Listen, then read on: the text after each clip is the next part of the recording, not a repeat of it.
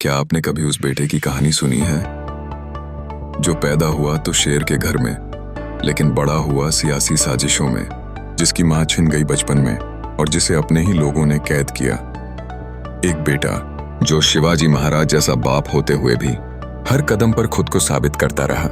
एक योद्धा जो जिंदा रहा तो दुश्मनों के लिए काल बना और मरा तो इतिहास का सबसे भीषण बलिदान बन गया। ये सिर्फ कहानी नहीं है, यह है छावा, एक ऐसा नाम जिसकी गरज आज भी इतिहास की दीवारों में गूंजती है। छत्रपति संभाजी महाराज, एक ऐसा योद्धा जिसे औरंगजेब जीतकर भी नहीं तोड़ पाया। आज हम आपको वो कहानी सुनाने जा रहे हैं जो जितनी प्रेरक है उससे कहीं ज्यादा चेतावनी है कि जब जब अत्याचार बढ़ता है, छावा जैसे पुत्र जन्म लेते हैं और इतिहास बदल देते हैं। भारत के इतिहास में एक ऐसा योद्धा जो सिर्फ तलवार नहीं चलाता था बल्कि अपने विचारों से भी सम्राटों को हिला देता था। एक ऐसा पुत्र जो शिवाजी महाराज की विरासत को अपने लहू से सींच गया। ये कहानी है छत्रपति संभाजी महाराज की और ये है छावा, एक फिल्म जो सिर्फ एक राजा की नहीं, एक बलिदानी आत्मा की कथा है।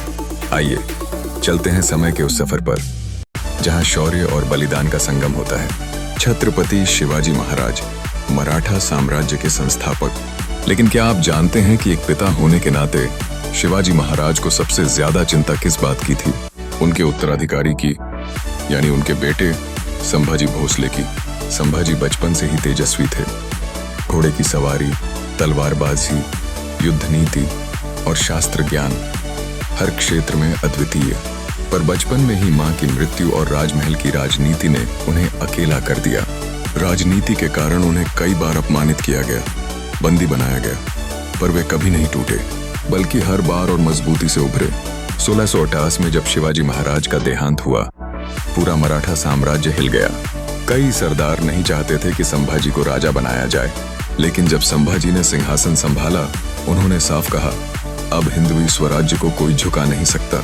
उन्होंने गद्दी संभालते ही उन सभी को शांत कर दिया जो विरोध कर रहे थे, ना तलवार से बल्कि अपने तेज और नीति से। लेकिन असली युद्ध तो अब शुरू हुआ था, औरंगजेब के खिलाफ। औरंगजेब ने अपने 5 लाख सैनिकों के साथ दक्षिण पर चढ़ाई की। उसे लगा एक बेटा जो अब राजा बना है वो कब तक लड़ेगा, पर संभाजी महाराज ने दिखा दिया कि एक छावा शेर के बेटे से लड़ना आसान नहीं। संभाजी ने मुगलों, अंग्रेजों, पुर्तगालियों तीनों से लड़ा। वो सिर्फ तलवार नहीं चलाते थे, वो युद्ध की रणनीति बनाते थे, सैनिकों को प्रेरित करते थे और खुद सबसे आगे रहते थे।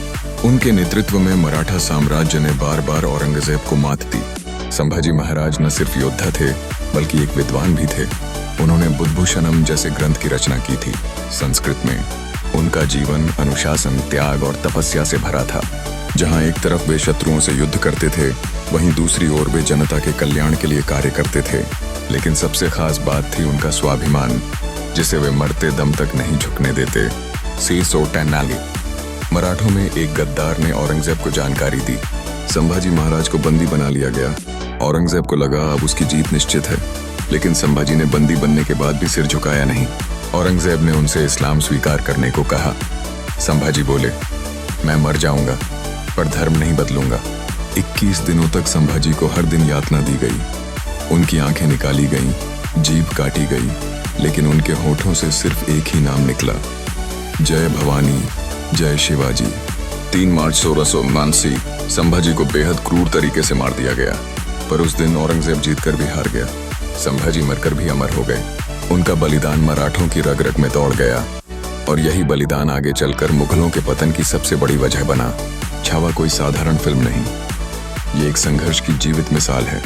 ये कहानी है एक ऐसे योद्धा की जिसने अकेले हिंदुस्तान की आत्मा को जिंदा रखा। आज जब हम आजाद हैं तो ये आजादी संभाजी जैसे बलिदानी राजाओं की ही देन है। संभाजी महाराज के बलिदान ने एक संदेश दिया कि धर्म, स्वराज्य और सम्मान के लिए जीवन देना भी छोटा है। वे सच में छावा थे, एक शेर का बेटा जो शेर से भी ज्यादा गरजता था। जय संभाजी महाराज, जय शिवाजी महाराज, जय हिंदवी स्वराज्य, जय भारत। अगर आपको संभाजी महाराज की ये कहानी प्रेरणादायक लगी हो तो इस वीडियो को लाइक करें, कमेंट में जय संभाजी लिखें और हमारे चैनल को सब्सक्राइब करना न भूलें। ऐसी ही ऐतिहासिक गाथाओं के लिए जुड़े रहिए हमारे साथ। जय हिंद।